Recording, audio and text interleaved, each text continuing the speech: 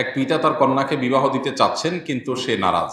তাকে জিজ্ঞেস করা হলে তার ব্যক্তি রুচি বা শারীরিক কোনো সমস্যা আছে কিনা, সে বলল না। তাহলে কেন বিবাহ করতে চাচ্ছে না? সে উত্তর দিল, দাম্পত্য জীবন তার কাছে কঠিন মনে হয়। সে একাকী জীবন কাটাতে চায়। তার এক কথায় সে বিবাহ করবে না। পড়াশোনায় সে মাস্টার্স শেষ করেছে। তার বাবার আর্থিক অবস্থাও ভালো না। এই অবস্থায় তার সাথে তার পিতার মুআমালাত কেমন হবে? প্রথম কথা হলো যে, কোনো নারী বা পুরুষ যদি বিবাহ না করে একাকী জীবনযাপন করতে চায় এবং সে যদি তার চরিত্রের হেফাজত করবার ব্যাপারে কনফিডেন্ট থাকে, তাহলে সেক্ষেত্রে ইসলাম তাকে বাধ্য করে না বিবাহ করতে। এরকম ক্ষেত্রে যে বাবা মা আর্থিকভাবে অসচ্ছল, তাহলে সেক্ষেত্রে আজকাল বিভিন্ন উপায়ে উপার্জন করে বাবা মাকে সহযোগিতা করার সুযোগ একজন নারীর জন্য থাকে। তিনি সেই চেষ্টা করবেন, বাবা মার উপরে বোঝা হবেন না। এটা হলো মৌলিক কথা। এরপর আসা যাক, এই বিবাহের প্রতি যে অনাগ্রহ, এই অনাগ্রহের কারণ কি? এটা অবশ্য ব্যক্তি ভেদে ভিন্ন হতে পারে। যার ব্যাপারে প্রশ্ন করা হয়েছে, হতে পারে তার কোনো যৌক্তিক কারণ আছে, হয়তো তার মানসিক ভীতি কাজ করছে, যেটা হয়তো কাউন্সিলিং এর মাধ্যমে ঠিক হতে পারে। আমার বিশ্বাস বা ধারণা যে এর মাধ্যমে ঠিক হতে পারে। অতএব ভালো কাউন্সিলরের মাধ্যমে যদি তাকে কাউন্সিলিং করানো হয়, বোঝানো হয় এবং উদ্যোগ নেওয়া হয়, হয়তো তার এই বিবাহ ভীতি দূর হবে। তবে অল ওভার সারা বিশ্বব্যাপী একটা বড় সংকট চলছে। সেটা হলো, গোটা পৃথিবীতে আজ বিবাহটা, এটাকে অনেকটা আতঙ্কের অপর নাম হিসেবে প্রতিষ্ঠিত করা হচ্ছে, প্ল্যান ওয়াইজ করা হচ্ছে। কেন? যাতে করে মানুষ বিবাহের পথ থেকে সরে এসে নিজেদের জৈবিক চাহিদা পূরণ করবার জন্য হারাম পথে পা বাড়ায়। এটা করলে তাদের লাভ কি? এটা করলে তাদের লাভ হলো, মানুষের প্রথমত পৃথিবীতে মানুষের অস্তিত্বই হুমকির মধ্যে পড়বে। নানান প্ল্যান প্রোগ্রাম পৃথিবীর আপনার কর্তাদের, পৃথিবীর নিয়ন্ত্রকদের, পৃথিবীর আপনার নেপথ্যের নায়কদের নানা প্ল্যান প্রোগ্রামের অংশ এটি। আমরা মুসলিম সমাজগুলোতে পর্যন্ত এই সমস্যা দেখছি, আর অমুসলিম প্রধান সমাজগুলোতে তো, উন্নত দেশগুলোতে তো এখন বিবাহ রীতিমতো ভয়ের ব্যাপার, কেউ বিয়ে করতে চায় না। অথচ যারা দিন মেনে চলেন, যারা আল্লাহর কাছে নিজেকে সমর্পণ করেছেন, যারা আসলেই মুসলিম হয়েছেন, তারা বৈবাহিক জীবনটাকে এতটা উপভোগ করেন, এটা তাদের জন্য এতটা উপভোগ্য যে এটা দুনিয়ার একটা জান্নাতি জীবন বলা যেতে পারে। আল্লাহ তাআলা যাদেরকে জীবন দিয়েছেন, যারা এই তৌফিক পেয়েছেন, তারাই জানেন যে একটা সুন্দর দাম্পত্য জীবন কতটা উপভোগ্য। নবী করিম সাল্লাল্লাহু আলাইহি ওয়াসাল্লাম সেজন্য বলেছেন, আদ-দুনিয়া কুল্লুহা মাতা ওয়া খায়রু মাতা'আদ দুনিয়া আল মারআতুস সালিহা। পুরো দুনিয়ার সবকিছুতেই আল্লাহ রাব্বুল আলামিন তার নেয়ামত রেখেছেন। সবচাইতে উপভোগ্য নেয়ামত আল্লাহ একজন সৎ জীবন সঙ্গিনী, নেককার জীবন সঙ্গিনী। ঠিক একই কথা একজন নারী বেলায় প্রযোজ্য।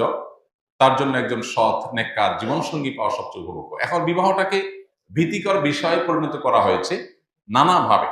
একে তো আমাদেরকে অনেক বেশি তথাকথিত অধিকার সচেতন করা হয়েছে। এখন প্রত্যেকটা মানুষ অধিকার সচেতন। একটা বাচ্চা বলে আমার অধিকার, আমার রাইট।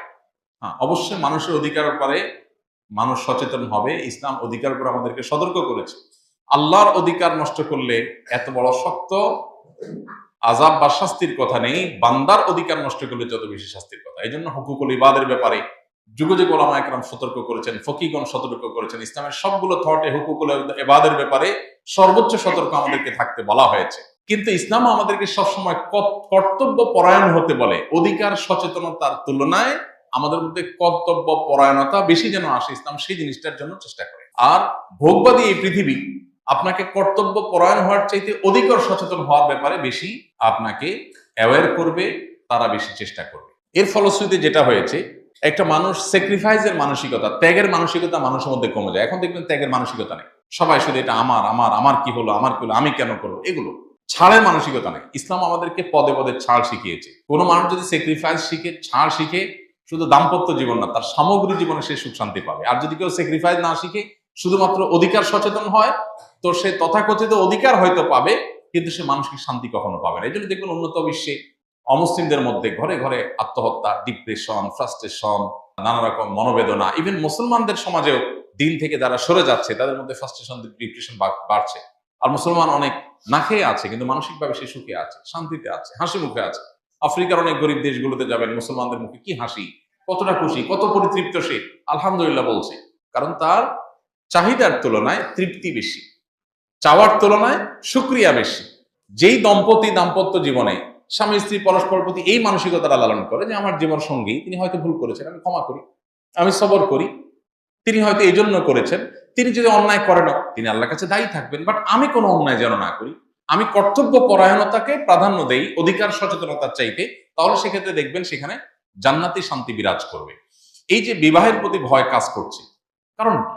কারণ হলো এই যে স্যাক্রিফাইসের মানসিকতা, এটা আজকের পৃথিবীতে কেউ আপনাকে বলবে না, শুধুমাত্র ইসলাম আপনাকে বলবে, দিন আপনাকে বলবে আপনি স্যাক্রিফাইস এবং স্যাক্রিফাইস এবং স্যাক্রিফাইস করেন। বাবার ক্ষেত্রে স্যাক্রিফাইস, এখন আপনি বলবেন এত স্যাক্রিফাইস করলে আমার কি হবে? স্যাক্রিফাইস করে যদি আপনি সুখী হন তাহলে আপনার অসুবিধাটা কোথায়? স্যাক্রিফাইস করে যদি আপনি সুখী হন, সমস্যাটা কোথায়? এখন বাবা ছেলে মেয়ের জন্য স্যাক্রিফাইস করে সুখী হয় না? হয় না? একজন বাবা মায়ের কাছে নিজে ভোগ করাটা মজার নাকি বাচ্চাদেরকে ভোগ করাটা মজার হয়? নিজে খেয়ে বেশি আনন্দ পায় বাপ মা নাকি বাচ্চাদেরকে হয় বেশি আনন্দ পায়? বাচ্চাদের খায় আনন্দ পায়। স্যাক্রিফাইসের মধ্যে যে আনন্দ আছে ভোগের মধ্যে সেই আনন্দটা নাই। কিন্তু আজকের পুরো পৃথিবী এই ভোগবাদী দুনিয়া, বস্তুবাদী দুনিয়া, আজকের এই সিস্টেমটাই এমন ভাবে ডেভেলপ করা হয়েছে যে আপনাকে ভোগবাদী করা হবে, কোথাও স্যাক্রিফাইসের কথা বলা হবে না। আর এই কারণে বিবাহের প্রতি ভীতি তৈরি হয়েছে, কারণ স্যাক্রিফাইসের মানসিকতা নাই, কেউ স্যাক্রিফাইস করতে চায় না, কেউ শেয়ার করতে চায় না। উন্নত দেশগুলোতে বিয়ে তো হয়, বিয়ে না, এটা হলো ম্যাচ সিস্টেম, ম্যাচ হোস্টেল। ম্যাচের মধ্যে একই রুমে ৩-৪ জন থাকে না, শেয়ার করে করে, এরকম এই ম্যাচের যে সমস্ত আপনার রুমমেট আছে, স্বামী স্ত্রী উন্নত দেশগুলোতে বেশিরভাগ ক্ষেত্রে এরকম। কারণ স্বামী স্ত্রী দুজনেই উপার্জন করে, দুজনের টাকা পয়সা আছে, দুইজন শেয়ানে শেয়ান, কেউ কারোর মানতে রাজি না। ঠিক আছে, তাহলে তুমি রুম ভাড়া দাও, আমি বিদ্যুৎ বিল দিই, তুমি গ্যাস বিল দাও, আমি পানি বিল দিই। রুমমেট একসাথে আছে স্বামী স্ত্রী। আর ইসলাম বলে সমস্ত আর্থিক দায় দায়িত্ব স্বামীর, আর স্ত্রী তার স্বামীকে সার্বিকভাবে সহায়তা করবেন, ভেতরের টোটাল সাইডটা সামলাবেন। আল্লাহ তাআলা নারীকে যে সৃষ্টি করেছেন, তার বডির যে স্ট্রাকচার আল্লাহ তাআলা দিয়েছেন, এই স্ট্রাকচারটারই বলছে যে তাকে আল্লাহ তাআলা ঘরে থেকে ভেতরের সাইডটাকে সামলাবার জন্য বলেছে। একটা রাষ্ট্র চলার জন্য অনেক সেক্টরে অনেক রকম মানুষ লাগে। যারা নিরাপত্তার দায়িত্বে নিয়োজিত, তারা অফিসে বসে থাকলে হবে না। আবার যারা প্রশাসন চালাবে, তারা নিরাপত্তার জন্য বের হলে হবে না। একটা রাষ্ট্র চলার জন্য যেরকম বিভিন্ন ডিপার্টমেন্ট ভাগ করা আছে, আল্লাহ রাব্বুল আলামিন আমাদের পৃথিবীর স্বকীয়তা স্বভাবতা ঠিক রাখার প্রয়োজনে পুরুষদেরকে বাহিরের সব হ্যাসেল নেওয়ার দায়িত্ব দিয়েছেন, আর নারীদেরকে ভেতরের বিষয়গুলোকে সামাল দিতে বলেছেন। এটা তাদের বডির স্ট্রাকচার দিকে তাকালে বোঝা যায় আল্লাহ তাকে কিভাবে তৈরি করেছেন। নারীর বক্ষে আল্লাহ তাআলা বাচ্চার খাবার রেখেছেন। এখন এই খাবারটা তো কর্মস্থলে দেয়াটা তার জন্য খুব বেশি স্বস্তিদায়ক না, তার জন্য এটা স্বস্তিদায়ক হলো বাসায় দেওয়াটা। নারীর গর্ভে আল্লাহ তাআলা সন্তান ধারণ করার ক্ষমতা দিয়েছেন, পুরুষের গর্ভে সেটা দেন নাই। তাহলে সেক্ষেত্রে নারী সন্তান গর্ভে ধারণ করে অফিস আদালতে যাওয়া, কাজ করা, মাটি কাটা, রাস্তায় যাওয়া, এগুলো তার জন্য স্বস্তিদায়ক না, বাসা তার জন্য উপযোগী। অতএব তার কর্মস্থল কি কোথায় হবে, তার অবস্থান কোথায় হবে,